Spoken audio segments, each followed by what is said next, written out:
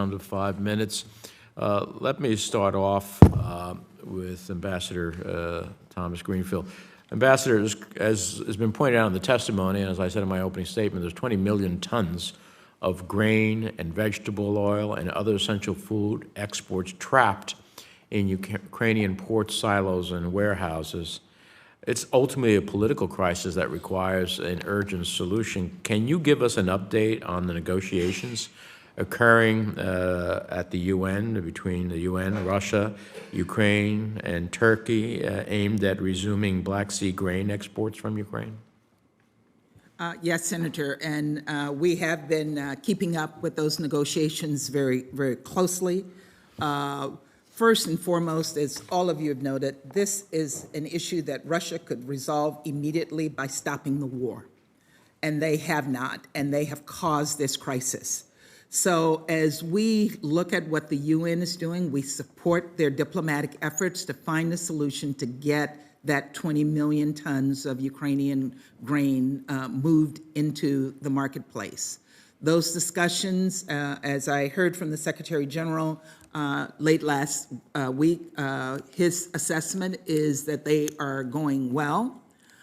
We are hopeful that they continue to go well, and we will look forward to the results of the discussions and really press the Russians to honor any commitments that they make during those discussions. We've, in the meantime, continued to try to find other ways around getting the wheat out until that agreement is actually signed. Well, I don't understand. I see that Putin went to Iran, met with Raisi and Erdogan. I don't know that that's the venue that you're going to solve the global food crisis problem. It seems to me that you would solve it at the United Nations. So if there's a real will, this can happen really relatively immediately. What about the Chinese? I heard the number from you, Administrator. That's pretty shocking. 3 million versus 3 point what?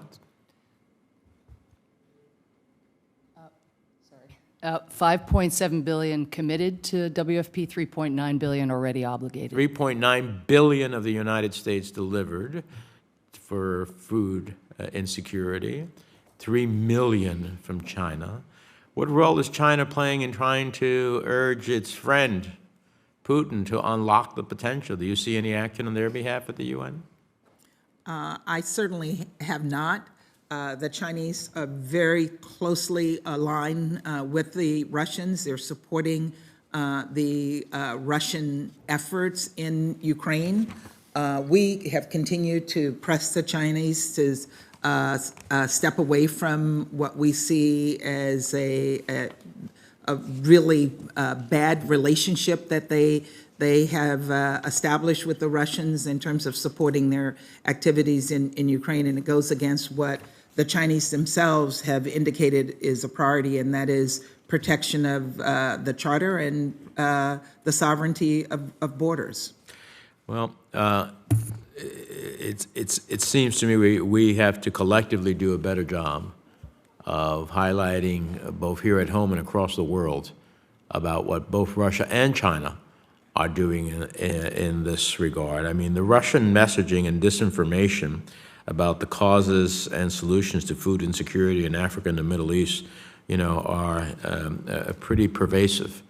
And we do not counter that sufficiently at our own peril. And I hope the administration will be engaged in more proactively engaging that part of the challenge as well. I think it's incredibly important. Administrator Power, Congress recently approved more than $40 billion in emergency funding for Ukraine, which included billions to tackle the secondary impacts of the war on global food insecurity. It was an effort to give the ability to the administration to act swiftly and boldly in the early stages of the crisis, understanding that time is of the essence. Recognizing that the unprecedented levels of needs from the global food crisis will grow next year, what funding gaps does USAID anticipate facing? Do you anticipate funding shortfalls? And what is our strategic plan for next year to address the ongoing crisis? Thank you, Mr. Chairman. First, if I may just pick up on the China exchange that you had with Ambassador Thomas Greenfield. Just to note, it's not only not giving to these public international organizations at scale, remotely commensurate to the crisis at hand. And I would note, actually, the last time China gave $34 million for a crisis, but a much lesser crisis than this. But another issue is the amount of debt that these countries that are so vulnerable right now have incurred, principally, in many cases, bilaterally to China. And the amount of money, I was just in Zambia and Malawi, that these countries spent on infrastructure that sadly doesn't currently exist, or on very high interest rates that are still now basically impeding the ability of these governments to borrow and to put in place the kind of social safety nets that are needed right now. It is horrific. So greater energy in that space as well from Beijing would make a huge difference for countries really finding themselves on the brink. With regard to your question, just to say that, again, we have moved very swiftly to take advantage of the incredible generosity that people up here have shown and the American people have shown above all. We are proceeding in a manner that takes right now advantage of pre-existing awards.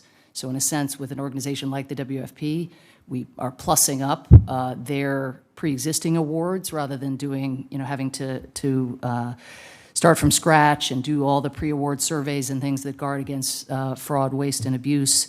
And so we are moving aggressively again through public international organizations.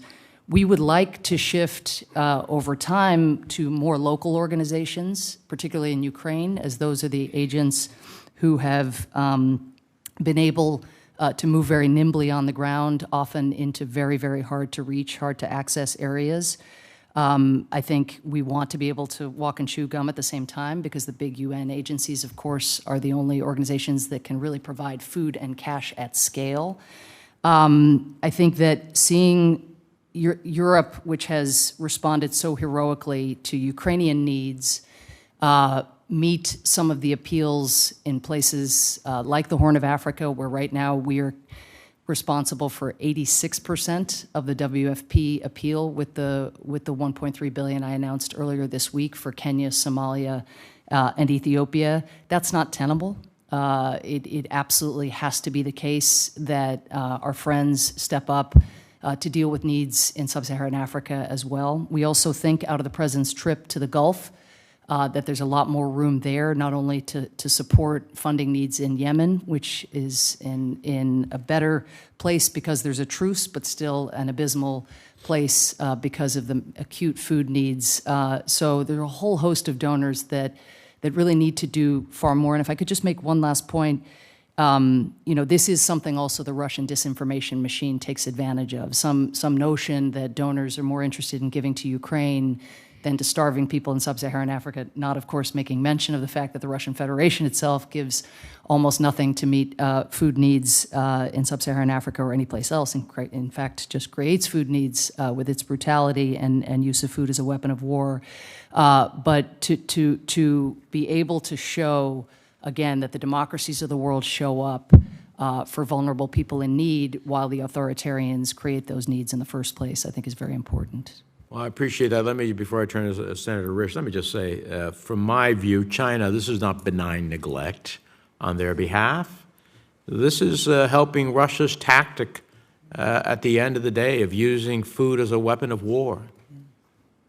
China is responsible, as well as Russia, for allowing Russia to use food as a weapon of war, or the denial of food as a weapon of war. And hunger leads to insecurity, which leads to people doing what they need to do in order to survive, and whether that be the mass movement of people to find a place where they can be fed, or to turn to entities and organizations that will take their hunger and their anger and use it in violent ways. This is a real challenge to the organized civil society in terms of the the repercussions that flow from the first instance from a humanitarian disaster to all the other elements. Senator Risch. Well, thank you, and I'd certainly like to associate myself with the remarks of the